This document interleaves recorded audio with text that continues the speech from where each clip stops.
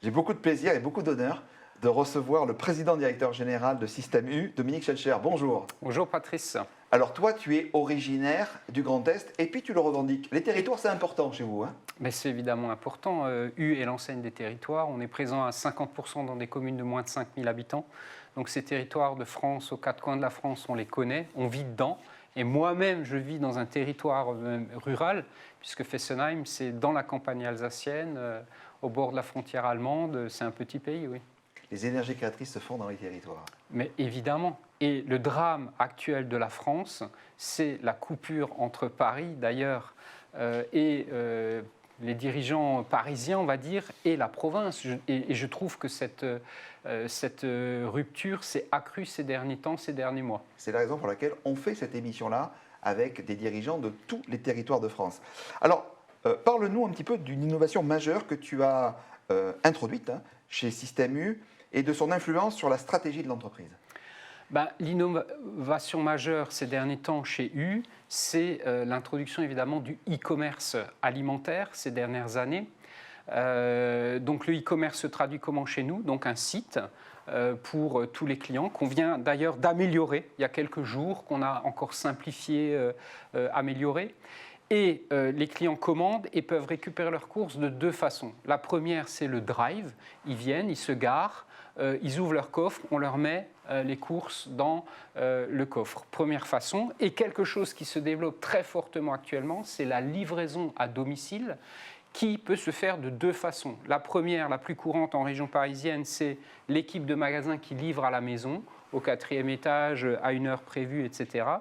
Mais ce qui se développe très fort dans les territoires dont on vient de parler, c'est la livraison collaborative. Et ça, c'est une des dernières innovations qui tourne bien. C'est quoi? Ce sont des petites startups qui s'appellent Hyper, Chopopop, Tutut, qui ont convaincu un certain nombre de clients de s'inscrire. Et ces clients, à un moment, quand ils sont disponibles un après-midi, vont chercher un panier de courses au magasin et le livrer à leurs voisins. Et ça se développe très fort. C'est le sens de l'histoire actuellement. Et donc, cette activité-là, chez nous, représente aujourd'hui dans les meilleurs magasins entre 12 et 15% du chiffre d'affaires demain. Et ça se développe très fort. Mais on voit bien en même temps que l'essentiel du commerce alimentaire continue à se faire en magasin. On parle en ce moment de pression dans les entreprises, pression managériale, etc. Comment gères-tu, toi, la pression constante et les décisions également stratégiques en tant que président-directeur général de Système U, tout en maintenant, je pense, quand je te vois, un équilibre fort entre ta vie professionnelle et ta vie personnelle? Tu as dit beaucoup de choses dans ta question. Comment on gère les décisions stratégiques chez U? La force de U, c'est qu'on a une coopérative de commerçants indépendants. Donc moi-même, toujours exploitant d'un magasin. Après, animateur du conseil d'administration, animateur du comité stratégique.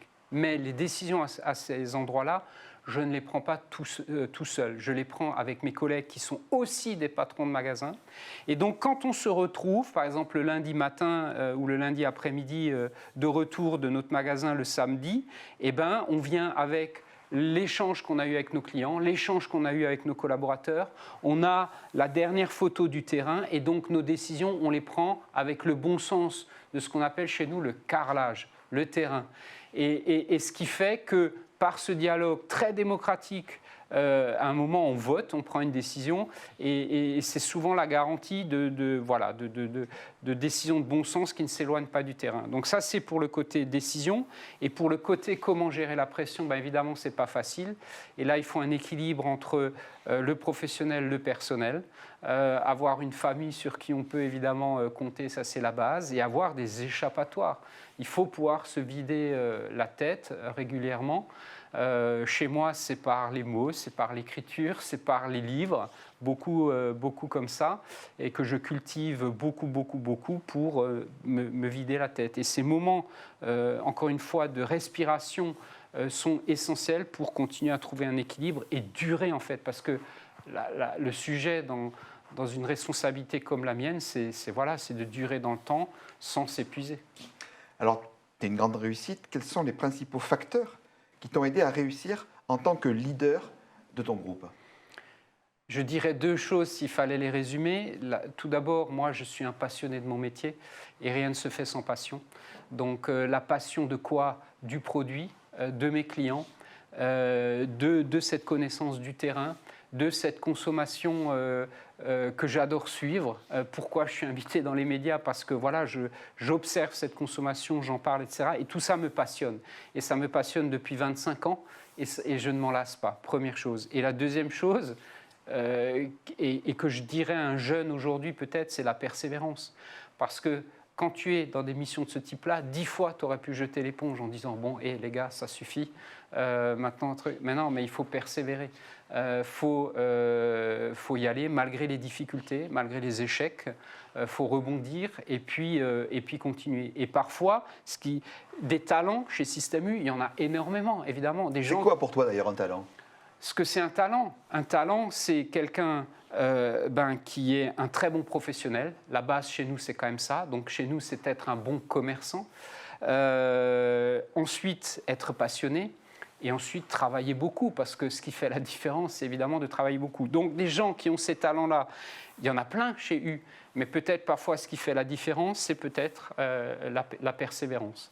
Et donc à un jeune, je dis persévérez dans votre voie, ne laissez pas tomber au premier obstacle et allez-y et continuez, quoi. Ça c'est bien, allez-y, go, c'est ce que tu dis aux jeunes et justement, c'est le moment nouvelle génération.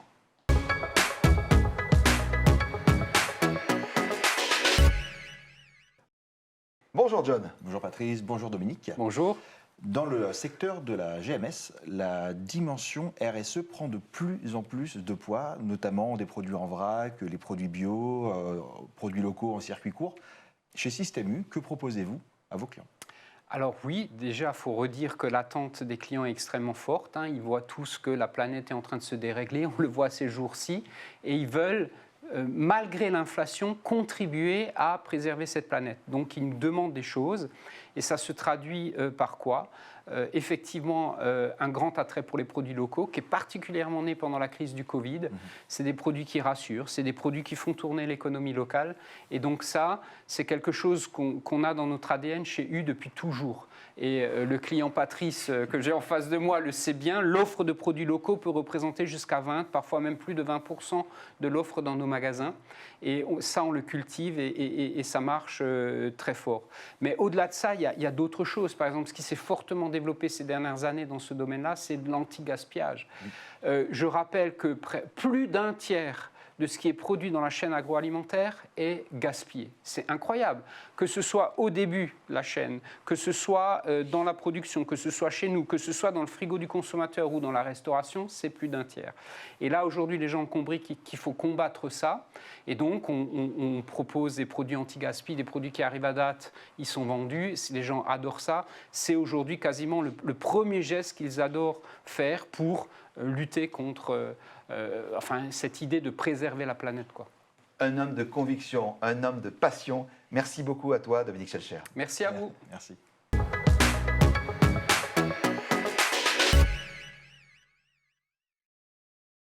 J'ai beaucoup de plaisir de recevoir Anne Blanquer, qui est la CEO du bureau One to One. Bonjour à toi. Bonjour Patrice. Alors, tu es d'origine flamande? Oui, absolument. Par le papa, par la maman? Par mon père. Voilà. Et tu es née à Suresnes, Oui. en Île-de-France. Oui. Fière de l'Île-de-France, Oui. une très belle région. Absolument. Et tu as créé et tu diriges ce bureau One to One comme une agence de conviction, j'ai envie de dire. En tout cas, c'est comme ça que tu le présentes. C'est quoi une agence de conviction? En fait, c'est une agence qui accompagne les dirigeants. Et les dirigeants sont sans cesse en nécessité de convaincre. Leur job, c'est de convaincre d'une vision, d'une transformation, d'un changement de cap. C'est pour ça que, pour moi, le véritable enjeu, c'est arriver à convaincre pour inspirer ses équipes. D'où l'idée d'agence de conviction. Et alors, tu as d'abord été plume pour Oui. des grands dirigeants d'entreprises, comme un que je connais bien, Carlos Tavares, qui est le patron de Stellantis. Absolument. Est-ce que c'est facile d'écrire pour quelqu'un d'autre? Oui, c'est facile et en même temps, c'est difficile. Moi, c'est mon métier, je vis avec cette mission depuis des années. J'ai commencé en étant la plume de Tony Parker, puis j'ai été la plume de Carlos Ghosn et de Carlos Tavares, puis de Catherine Guilloire et d'autres. Et en fait, ce qui est intéressant, c'est de changer à la fois de secteur et de se mettre au service de quelqu'un. C'est un travail qui consiste à s'identifier à l'autre tout en n'étant pas l'autre. Donc c'est un travail de dédoublement extrêmement intéressant où il s'agit d'être un traducteur d'intelligence. C'est passionnant. Donc moi, j'ai beaucoup de plaisir à ça. Et donc, tu étais salarié? Non, je n'ai jamais. Toujours entrepreneur? Toujours entrepreneur. Alors non, j'ai été d'abord fonctionnaire parce que j'ai été professeur à l'université pendant 8 ans. Et j'ai adoré faire ça. J'enseignais la littérature de la Renaissance. Ça n'a rien à voir, mais en fait, ça a tout à voir. Parce que quand on enseigne la littérature de la Renaissance, on enseigne la conviction. Et surtout pendant la période des guerres de religion, avec Montaigne, où il s'agit de se battre à coups d'armes, qui sont les mots, pour essayer de convaincre l'autre de changer de religion. C'est passionnant. Et au fond, il y a une continuité, puisque là aussi, finalement, on se bat à coups de mots pour convaincre l'autre de suivre une direction. Ce n'est pas toujours une bataille, heureusement, mais en tout cas, il y a un véritable travail qui consiste à inspirer les autres, et ça passe par les mots et les arguments. Les mots, l'intelligence, j'ai envie de te dire, oui. Ta parole vaut de l'or. Précisément, tu as écrit un livre, toi, oui. qui s'intitule « Votre parole vaut de l'or ». Comment on améliore l'impact de la parole d'un dirigeant? Alors déjà, il faut être très modeste. Ce sont souvent des personnes qui savent très bien parler. Comment est-ce qu'on peut l'améliorer? Par l'optimisme? Par le dynamisme? Non, ils n'ont pas forcément besoin de nous pour ça. Je pense qu'un dirigeant est par nature quelqu'un qui veut agir.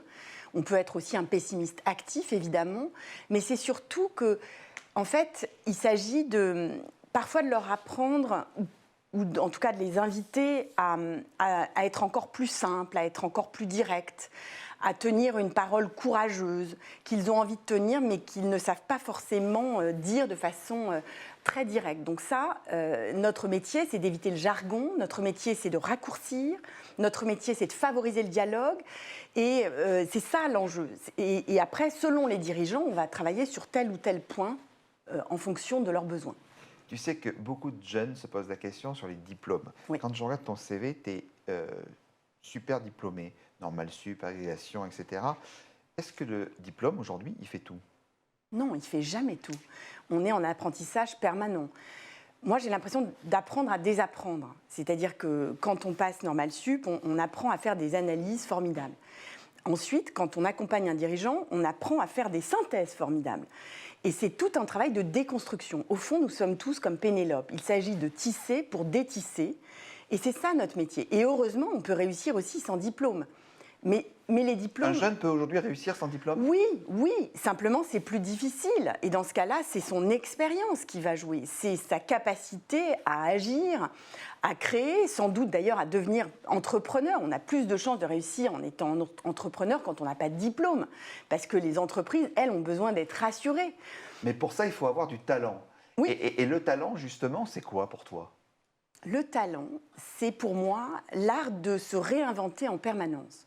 Darwin disait, les espèces qui vont survivre aux transformations, ce ne sont pas les plus fortes, mais celles qui s'adaptent. Donc pour moi, le talent, c'est l'art de se réinventer. D'ailleurs, Churchill disait aussi, finalement, la réussite, c'est d'aller d'échec en échec sans perdre son enthousiasme.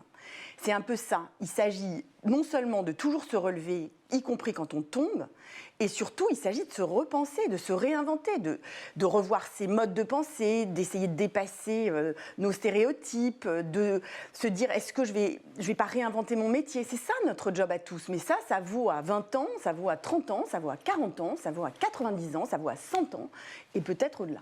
Donc c'est génial que la jeune génération pense déjà à se réinventer. Et c'est justement le moment, nouvelle génération.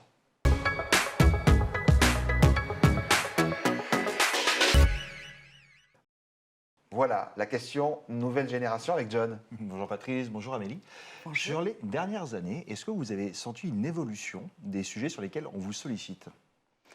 Oui, évidemment, parce que les canaux de communication changent. Aujourd'hui, par exemple, les dirigeants nous appellent pour améliorer leur communication digitale. Ça, c'est un énorme enjeu. Comment communiquer intelligemment sur les réseaux, en trouvant le bon tempo, en étant capable de ne pas déchaîner les polémiques, en étant capable en même temps d'avoir une parole courageuse, engagée. C'est un vrai sujet, ça. Et c'est un sujet difficile. Ça, c'est une première évolution. La deuxième évolution, c'est que nous avons commencé par écrire des discours. Et Aujourd'hui, c'est un métier en voie de disparition. Pourquoi ? Parce que l'intelligence artificielle va sans doute nous prendre notre job. D'autant que l'IA aujourd'hui arrive à mettre aussi de l'humour, de l'émotion dans les discours. Vous faites appel parfois à ChatGPT pour écrire des discours, voire des livres. Donc nous, on doit repenser notre métier. Qu'est-ce qu'on peut apporter ? Comment est-ce qu'on peut apporter des mots différents ? Est-ce que notre place est désormais d'aider à une parole courageuse ? Est-ce que notre place, c'est de favoriser le dialogue ? Je pense que le gros problème aujourd'hui dans nos sociétés, c'est que parfois, non seulement on ne sait plus parler, mais surtout on ne sait plus se parler. Donc c'est ça le véritable enjeu. Et c'est là-dessus qu'on peut travailler. Et puis, il y a tous les sujets qui sont liés à la planète, évidemment, de la RSE, où là, il s'agit aussi de dire ce qu'on fait et surtout de ne pas trop promettre. Donc, il y a aussi une façon d'en parler qui doit être fine, qui doit être subtile, et c'est ça notre métier. 1, 2, 1. Merci beaucoup, Amélie Blanquer. Je vous en prie, merci. Au revoir. Au revoir.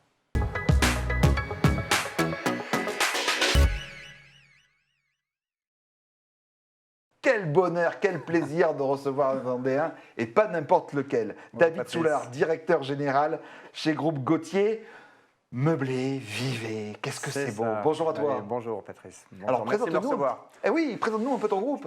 Groupe Gauthier, 750 personnes dans les usines en Vendée. On fabrique tous les jours des meubles et de l'agencement. On a été créé il y a plus de 60 ans par mon oncle Patrice. Et avec mes parents, on a... Quel beau prénom. Patrice, oui, c'est vrai. On a été donc dans le rachat de l'entreprise il y a plus de 20 ans maintenant avec mes 3 frères et sœurs. Voilà, donc c'est Dans le une bocage, aventure. dans le bocage vendéen. près des Herbiers, près du Puy du Fou.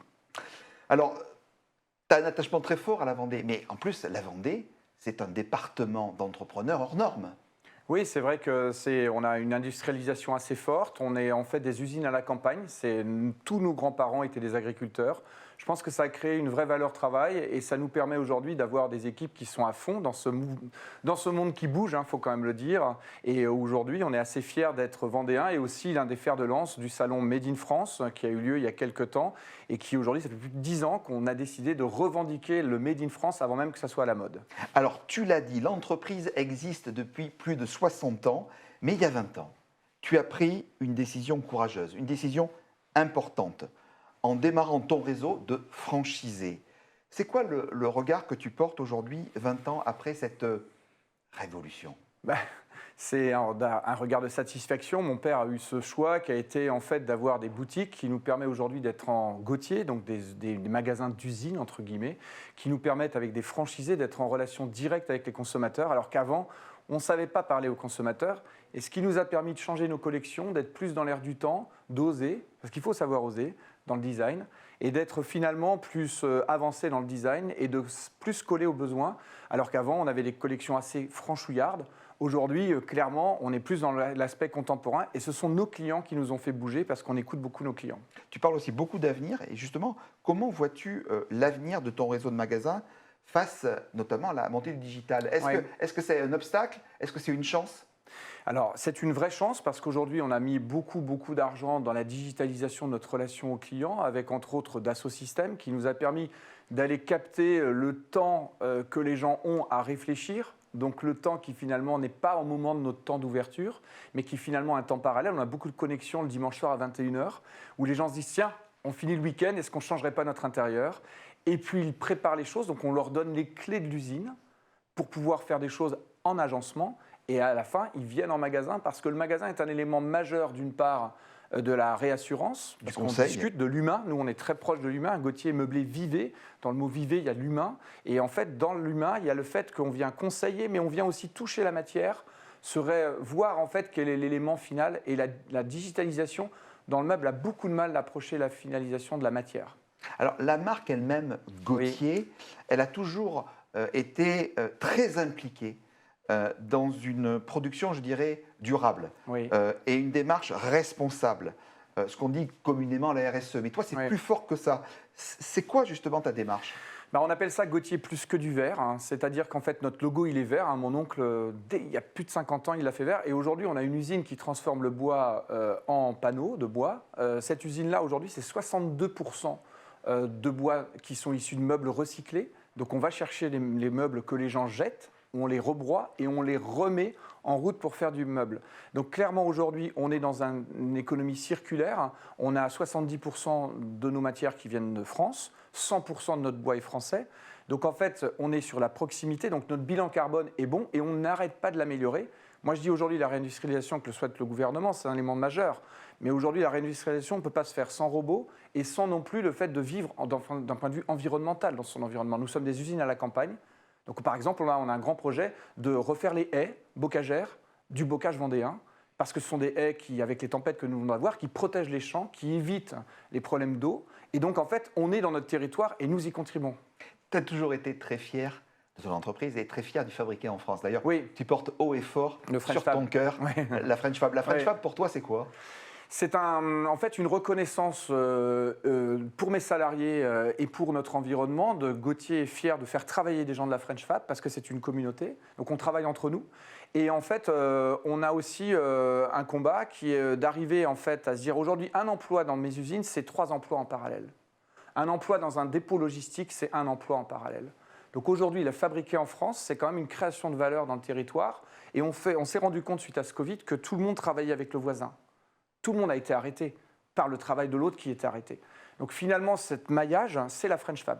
Oui, une solidarité en fait. Une solidarité, oui. Se chasser en meute, Oui, on dit c'est ça, souvent, oui, c'est ça. qui est propre aux Allemands, mais Oui. on est aussi fiers de se chasser en C'est meute vrai. en France. C'est vrai. Et justement, pour toi, cette force de la marque Gauthier, la plus grande force de cette marque, c'est quoi? La plus grande force de cette marque, c'est d'avoir beaucoup évolué avec son temps. Aujourd'hui, les gens, ils nous connaissaient Gauthier. 5 millions de Français ont dormi dans des meubles pour enfants. On dit Gauthier, c'est le chambre pour enfants. Oui, mais c'est quoi aujourd'hui maintenant? C'est tout le reste de la maison. Et les gens disent j'ai une garantie 10 ans. 20 ans après, je suis sur le bon coin à revendre mon produit. Donc durabilité. Et donc en fait, la force de la marque, c'est la durabilité. C'est le fait que le produit. Alors c'est vrai que je pourrais être contre le bon coin, mais non, je ne suis pas contre. Quelqu'un qui achète sur le bon coin permet de réaffirmer que la marque est toujours vivante 10 ans ou 15 ans après. Tu as toujours poussé les jeunes aussi dans ton entreprise Oui. à se développer et à trouver des bons talents. Oui. Un talent pour toi, c'est quoi? Un talent pour moi, c'est quelqu'un qui est. J'aime bien les géo-trouve-tout. J'aime bien les gens qui se cultivent en permanence. Et j'aime pas les gens qui arrivent avec des CV, avec des.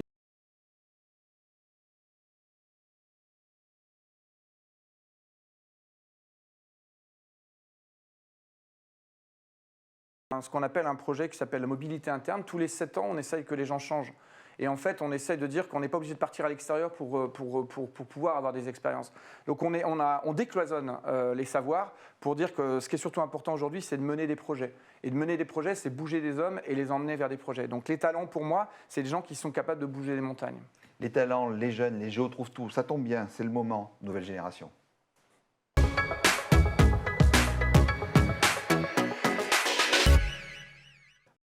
Bonjour John, c'est la question pour David. Bonjour Patrice, bonjour David. Bonjour John. Avec cette crise du logement, notamment pour les jeunes, comment est-ce que le groupe Gauthier réinvente nos espaces intérieurs?